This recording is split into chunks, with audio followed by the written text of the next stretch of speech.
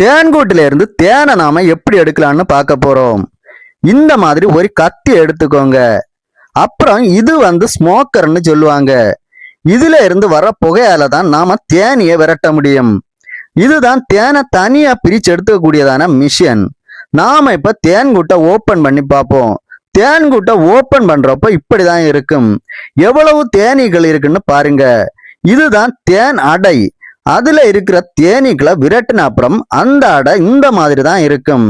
அதுல இருக்கக்கூடியதான தேனை எல்லாமே நாம எடுக்கணும்னா இந்த மாதிரி கத்திய வச்சு கட் பண்ணி எடுத்துக்கணும். கட் பண்ணி முடிச்ச அப்புறம் இந்த மாதிரி மிஷினுக்கு உள்ளாடி வச்சு கறக்குறப்போ தேன் எல்லாமே நமக்கு தனியா பிரிஞ்சு கிடைக்கும். இப்ப பாருங்க, இதுல இருந்த தேனை எல்லாமே நம்ம தனியா பிரிச்சு எடுத்தாச்சு. தேனை எடுத்த அப்புறம் அந்த அடைய திரும்பவும் இதே மாதிரி தேன்கூட்டுக்கு உள்ளாடியே வைக்கணும். இப்ப நாம எடுத்த தேனை வடிகட்டி எடுத்துப்போம். அப்படி இன்னைக்கு நம்ம எடுத்த தேனை எல்லாமே வடிகட்டி முடிச்சுட்டு நேரே வீட்டுக்கு கிளம்பிட்டோம்.